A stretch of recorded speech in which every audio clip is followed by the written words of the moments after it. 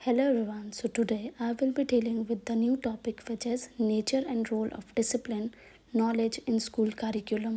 Disciplinary knowledge जो है school में वो रेफ़र करता है कि कैसे एक स्ट्रक्चर्ड नॉलेज को हम रेफ़र करते हैं, ठीक है, और किसी सब्जेक्ट के साथ कैसे उसके साथ स्किल्स जो है वो एसोसिएटेड है। ये बहुत इंपॉर्टेंट रोल प्ले करता है हमारी एजुकेशन में, क्योंकि ये हमारे लिए एक फाउंडेशन ले करता है ताकि कैसे हम कोर कॉन्सेप्ट्स को समझते हैं, क्रिटिकल थिंकिंग को इनकरेज करते हैं और कैसे बच्चे जो हैं वो फ्यूचर एकेडमिक्स के लिए अपने आप को प्रिपेयर करते हैं, ठीक है। So we can say that disciplinary knowledge in the school curriculum refers to the structured knowledge and skills associated with specific academic subjects or fields of study. It plays a crucial role in education by providing a foundational understanding of core concepts, encouraging critical thinking and preparing students for future academics.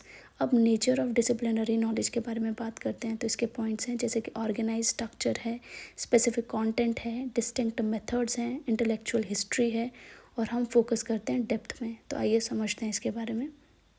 Number first is organise structure.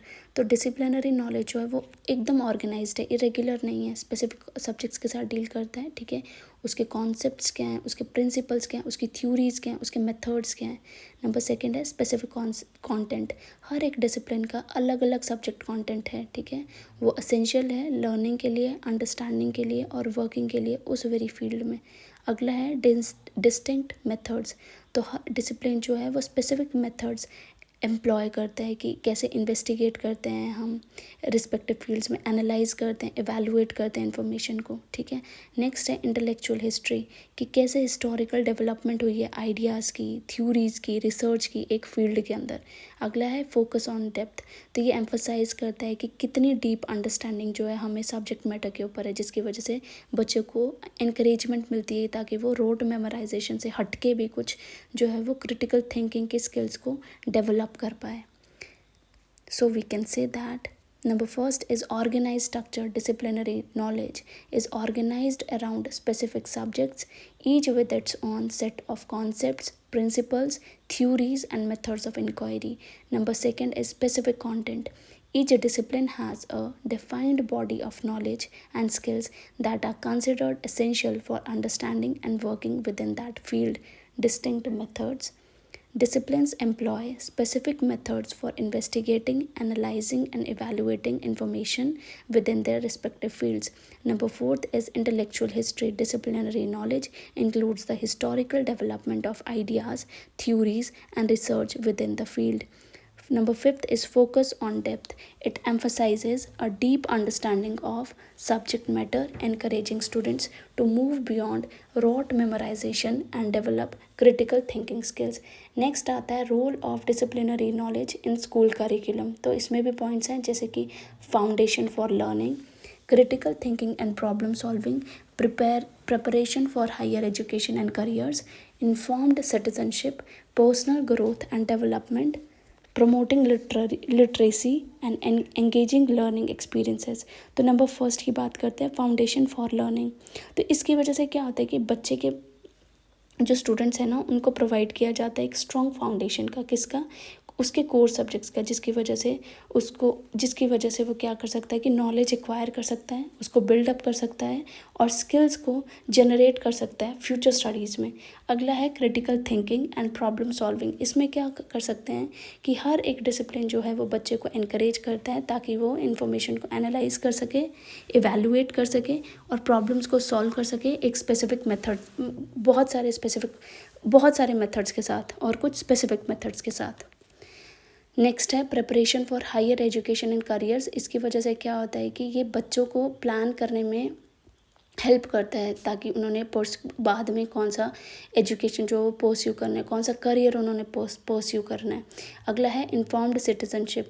Different disciplines को समझने के बाद student जो है वो broader perspective gain कर पाता है वर्ल्ड का, ठीक है, और जिसकी वजह से वो ज़्यादा अच्छे से इफेक्टिवली पार्टिसिपेट कर पाता है सोसाइटी में और एक एज अ इन्फॉर्म्ड सिटीज़न की तरह भी। अगला है personal growth and development. Subjects को पढ़ के एक स्पेसिफिक डिसिप्लिन की बच्चे में इंटेलेक्चुअल क्यूरियोसिटी डेवलप होती है, क्रिएटिविटी डेवलप होती है और डीपर अप्रिसिएशन आती है डाइवर्स पर्सपेक्टिव्स के ऊपर। अगला है प्रमोटिंग लिटरेसी। तो डिसिप्लिनरी नॉलेज जो है वो सपोर्ट करता है कि कैसे वो डेवलपमेंट करवाता है लिटरेसी स्किल्स के बारे में, रीडिंग के बारे में, राइटिंग के बारे में, कम्युनिकेशन के बारे में। अगला है एंगेजिंग लर्निंग एक्सपीरियंसेस, जैसे कि कैसे प्रेजेंट किया जाता है इफेक्टिवली एक नॉलेज, ठीक है, तो जिसकी वजह से बच्चे को वो एंगेज रखता है, एंजॉयबल बनाता है ये, ठीक है, और डीपर अंडरस्टैंडिंग जो वो इनकलकेट करता है बच्चे के अंदर और अप्रिसिएशन भी डेवलप करता है सब्जेक्ट मैटर के ऊपर। सो कंक्लूजन में हम ये बोल सकते हैं कि डिसिप्लिनरी नॉलेज जो है वो बैकबोन है स्कूल करिकुलम का, जिसकी वजह से उसे क्या मिलता है, स्ट्रक्चर मिलता है, कंटेंट मिलता है, मेथड्स मिलता है बच्चों के लिए, ठीक है, ताकि वो एक्वायर कर पाएँ डीप अंडरस्टैंडिंग, मीनिंगफुल अंडरस्टैंडिंग जो भी उनके इर्द गिर्द है वर्ल्ड उसके बारे में, ठीक है। So we can say that from the starting हमें कि role of disciplinary knowledge in school curriculum is number first is foundation for learning. It provides students with a strong foundation in core subjects, enabling them to build upon their knowledge and skills in future studies. Number second is critical thinking and problem solving. Studying disciplines encourages students to analyze information, evaluate evidence, and solve problems using the specific methods of that discipline. Number third is preparation for higher education and careers. Disciplinary knowledge is essential for students who plan to pursue further education or careers in specific fields. Number fourth is informed citizenship. By understanding different disciplines, students gain a broader perspective on the world and can participate more effectively in society as informed citizens. Number fifth is personal growth and development. Studying subjects within a specific discipline can foster intellectual curiosity, creativity, and a deeper appreciation for diverse perspectives. Sixth is promoting literacy. Disciplinary knowledge supports the development of literacy skills, including reading, writing, and communication within the context of each subject. Number seventh is engaging learning experiences. When presented effectively, disciplinary knowledge can be engaging and enjoyable for students, leading to deeper understanding and appreciation for the subject matter.